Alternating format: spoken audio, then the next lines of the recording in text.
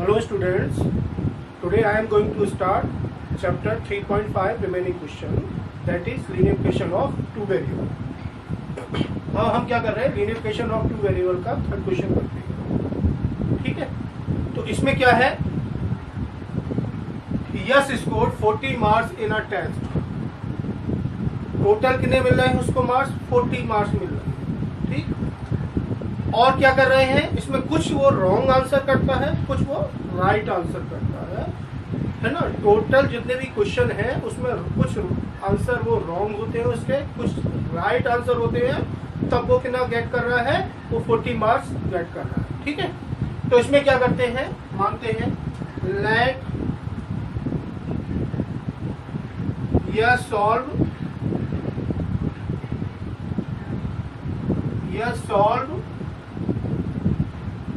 X marks X question right,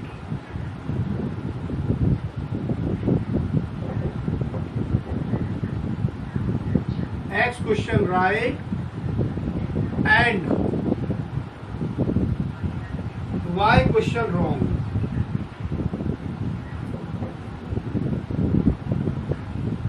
तो क्या कर रहा है वो, X क्वेश्चन वो सही है, उसके टोटल उसके जितने भी क्वेश्चन है उसमें से X क्वेश्चन सही है और Y क्वेश्चन रॉन्ग है.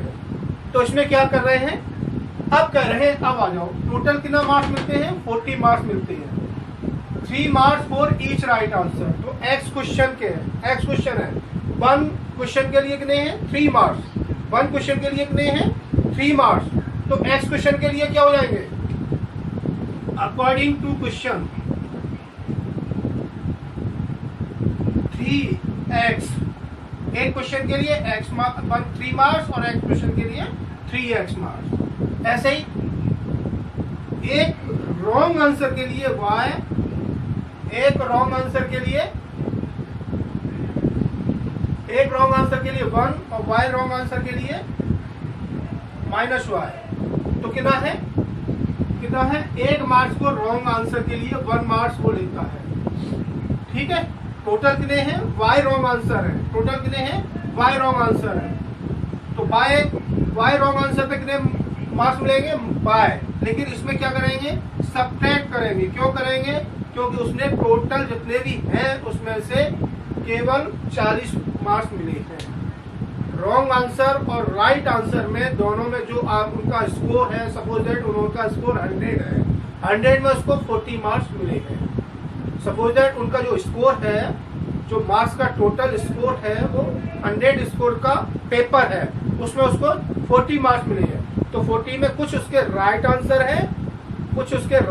है, कुछ रॉन्ग आंसर है. तो राइट आंसर में से रॉन्ग आंसर के मार्क्स घट जाएंगे, सब्ट्रैक्ट हो जाएंगे. रॉन्ग आंसर के मार्क्स क्या हो जाएंगे, सब्ट्रैक्ट हो जाएंगे. तो 3x - y = 40. अब राइट आंसर के लिए 4 मार्क्स है और रॉन्ग आंसर के लिए 2 मार्क्स है. अगेन एक क्वेश्चन के लिए 4 मार्क्स है, तो x क्वेश्चन के लिए, x राइट आंसर के लिए 4x.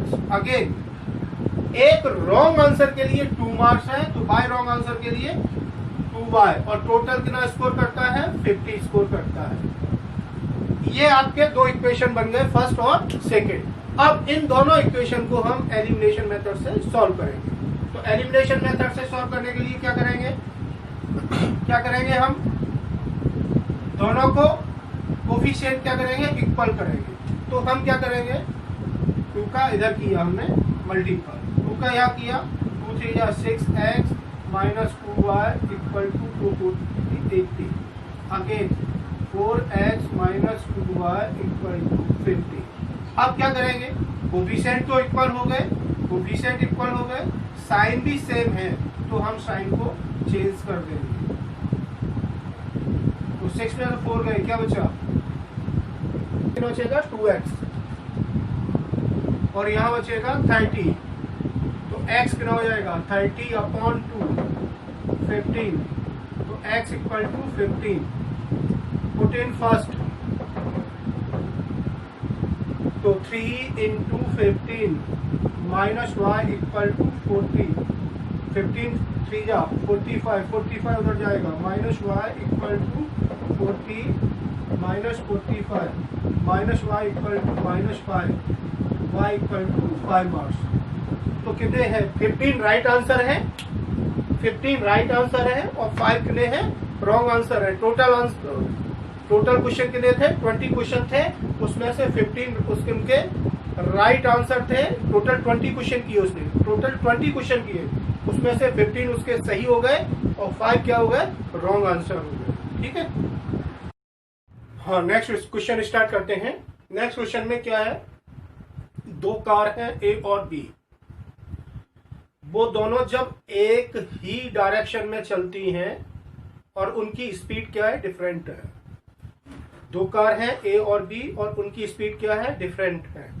जब वो दोनों कारें एक ही डायरेक्शन में चलती हैं तो वो आफ्टर 5 आवर्स मिलती हैं, और जब वो अपोजिट डायरेक्शन में चलती हैं तो वो 1 आवर आफ्टर 1 आवर्स मिलती है। ठीक है। दो कार हैं ए और बी, जब वो सेम डायरेक्शन में चलती हैं, ठीक, तो वो कितने घंटे बाद मिलती हैं? 5 घंटे बाद। और जब वो दोनों अपोजिट डायरेक्शन में चलती हैं तो वो 1 आवर्स के बाद मिलती हैं, है ना। और दोनों कार का जो दूरी है आपस में, एक दूसरे की दूरी है, वो 100 किलोमीटर है। तो इसमें मानेंगे let speed of car A B x kilometre per hour and speed of car B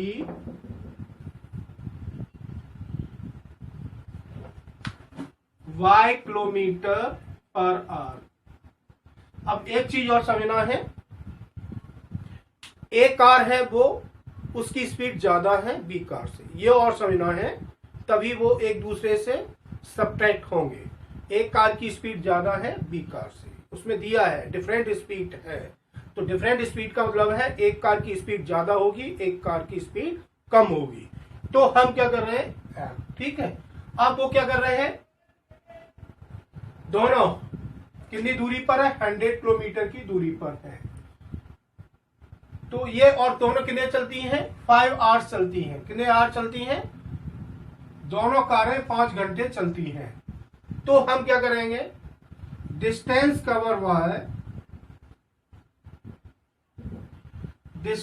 cover by car ए कितना हो जाएगा? कितना हो जाएगा? Speed into time. स्पीड कितनी है? x है और टाइम कितना है? 5 है। तो कितना हो जाएगा? ये 5x हो जाएगा। Again distance cover bye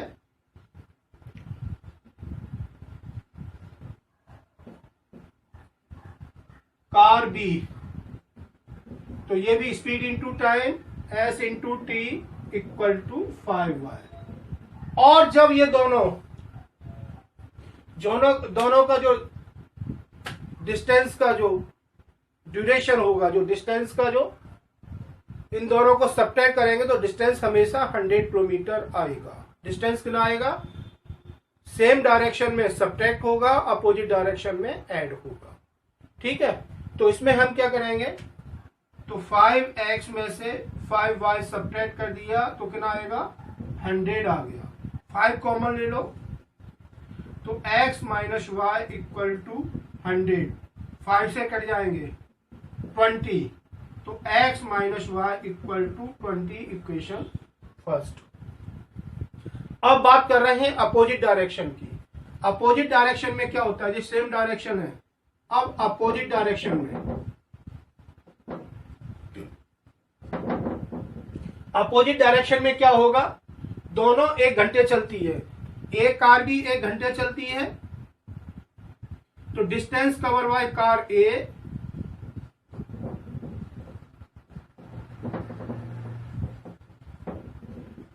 in 1 hour x kilometre, distance cover by car B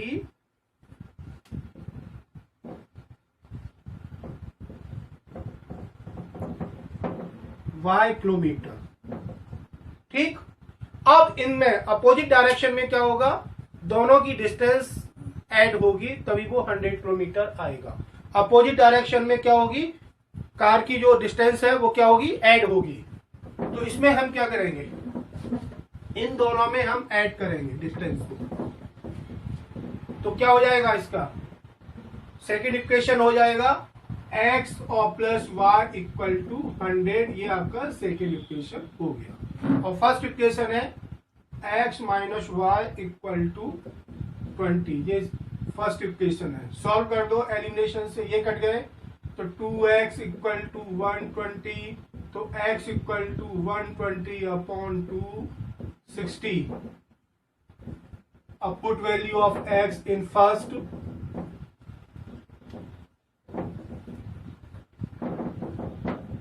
तो 20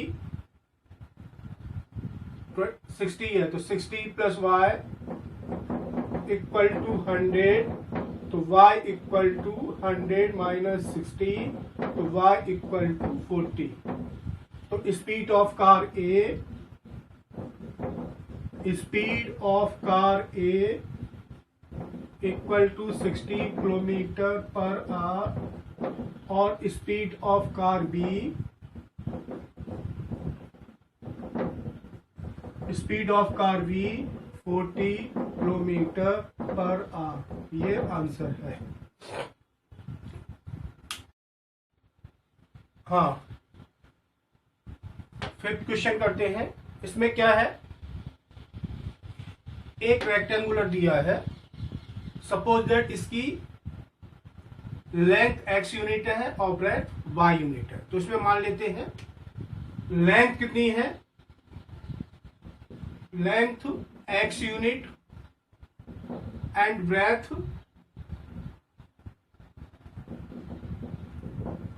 y यूनिट। अब दोबारा कह रहे हैं तो एरिया क्या हो जाएगा, इस रेक्टेंगल का एरिया हो जाएगा L into B, L into B, यानी एरिया हो जाएगा एक्स वाई। L कितना दिया है x और ब्रेथ दिया है y। ठीक, अब इसमें क्या कह रहे हैं, दोबारा फिर क्या कह रहे हैं, इसमें कह रहे हैं लेंथ को 5 यूनिट रिड्यूस कर दो और ब्रेथ को 3 यूनिट इंक्रीज कर दो। आप क्या कर रहे हैं, लेंथ को 5 यूनिट डिक्रीज कर रहे हैं, लेंथ को 5 यूनिट डिक्रीज कर रहे हैं, और ब्रेथ को 3 यूनिट हम इंक्रीज कर रहे हैं। लेंथ को 5 यूनिट हमने क्या कर दिया, डिक्रीज कर दिया, और ब्रेथ को 3 यूनिट इंक्रीज कर दिया। तो एरिया क्या हो जाएगा इसका, एरिया गेट रिड्यूस्ड 9 यूनिट, इसका एरिया 9 यूनिट रिड्यूस्ड हो जाएगा जब हमें ऐसा करने पर। पहले हमारा रेक्टेंगुलर प्लॉट ये है, अब दोबारा रेक्टेंगुलर प्लॉट ये है। अब जब हमने इसका एरिया जो है 5 यूनिट इसको डिक्रीज कर दिया लेंथ को, और ब्रेथ को 3 यूनिट बढ़ा दिया, तो इसका एरिया कितना हो जाएगा, 9 यूनिट डिक्रीज हो जाएगा। तो एरिया क्या होगा, अब नेक्स्ट एरिया प्लॉट क्या हो जाएगा, एरिया क्या हो जाएगा, लेंथ इंटू ब्रेथ, तो क्या हो जाएगा x minus 5 and y plus 3। अब हम कंपैरिजन करेंगे इस प्लॉट का और इस प्लॉट को हम कंपैरिजन करेंगे। तो ये पहले से ही 9 यूनिट कम है, ये पहले से ही 9 यूनिट कम है, तो हम क्या कर देंगे, इसके एरिया में 9 यूनिट ऐड कर देंगे, तो इन दोनों का एरिया क्या हो जाएगा, इक्वल हो जाएगा। क्या हो जाएगा, X Y equal to X minus 5 and y plus 3 और प्लस 9। ठीक, अब दोनों का इक्वेशन बन गया, तो मल्टीपल करेंगे, तो X Y equal to X का किया x Y plus 3x minus 5y, 3 5 जा 15 और प्लस 9। एक्स वाई कट जाएगा, 15 में से 9 जाएगा, 3x minus 5y minus 6 equal to 0, 6 इधर गया, तो 3x minus 5y equal to 6। ये इक्वेशन फर्स्ट हो गया। ठीक, अब दोबारा फिर कह रहे हैं ये ये दोबारा कह रहे हैं, क्या कह रहे हैं, अब की बार क्या कर रहे हैं, दोनों को बढ़ा रहे हैं, लेंथ को भी इंक्रीज कर रहे हैं और ब्रेथ को भी इंक्रीज कर रहे हैं, लेंथ को भी इंक्रीज कर रहे हैं और ब्रेथ को भी इंक्रीज कर रहे हैं। अब क्या कह रहे हैं, लेंथ इंक्रीज 3 यूनिट, लेंथ को 3 यूनिट हमने इंक्रीज कर दिया और ब्रेथ को कितना कर दिया हमने, 2 यूनिट इंक्रीज कर दिया, ब्रेथ को 2 यूनिट इंक्रीज कर दिया, तो एरिया कितना हो जाएगा, इंक्रीज्ड हो जाएगा, एरिया इंक्रीज्ड 67 यूनिट इंक्रीज हो जाएगा, एरिया कितना हो जाएगा, 67 यूनिट इंक्रीज हो जाएगा। किससे, जो आपका फर्स्ट एरिया है इससे, हमेशा कंपैरिजन इसी से हो रहा है। तो इसका एरिया क्या हो जाएगा, length into breadth x plus 3 and y plus 2। ठीक, अब इसका एरिया इंक्रीज हो गया 67 यूनिट, किससे, इस एरिया से, इसके एरिया से, इसका एरिया 67, इसका 67 ज्यादा है तो इसमें 67 ऐड कर देंगे तो बैलेंसिंग इक्वल हो जाएगी, इक्वेशन की बैलेंसिंग हो जाएगी, x plus 3 and y plus 2 multiple कर दो तो X Y plus 67 equal to X Y plus 2x plus 3y और प्लस 6, एक्स वाई कट गए, 6 इधर जाएगा, 6 इधर गया तो क्या हो जाएगा, 6 इधर जाएगा तो क्या हो जाएगा, 2x plus 3y, 2x plus 3y, यहाँ 67 है और यहाँ 6 है, तो 2x plus 3y equal to 61। ये आपका इक्वेशन सेकंड हो गया। अब हम क्या करेंगे, फर्स्ट और सेकंड इक्वेशन को सॉल्व करेंगे। तो फर्स्ट और सेकंड इक्वेशन को हम सॉल्व करते हैं।